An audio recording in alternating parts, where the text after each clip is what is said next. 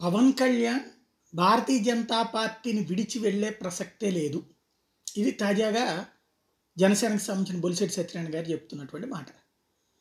ఇది నిజమైతే భారతీయ జనతా పార్టీ అన్నా తెలుగుదేశం కూటమిలోకి రావాలి. లేదా పవన్ కళ్యాణ్ అన్నా తెలుగుదేశం నుంచి విడిపోయి రావాలి.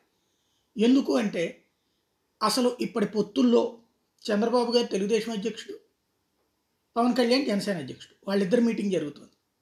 కానీ పురంధేశ్వరి ఎక్కడా లేదు కదా భారతీయ జనతా పార్టీ అధ్యక్షురాలు. పోనీ భారతీయ జనతా పార్టీ తరపున శివప్రకాష్జీ రాష్ట్ర వ్యవహారాల ఇన్ఛార్జ్ ఆయన లేరు కదా, మురళీధరన్ ఆయన లేరు కదా, ఇంకెక్కడ ఉన్నది?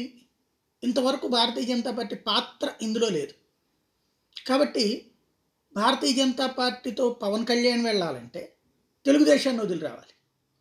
లేదా భారతీయ జనతా పార్టీ అధిష్టానం వాళ్ళు తెలుగుదేశంతో భారతీయ జనతా పార్టీ రావడానికి పవన్ కళ్యాణ్కి ఏదన్నా చెప్పుండాలి. అలా చెప్పుంటే ఈ పార్టీకి ఇదిగో ఇన్ని సీట్లు బీజేపీకి అని కూడా తెలుగుదేశం అనుకూల మీడియాలో కూడా రాసుండేవాడు.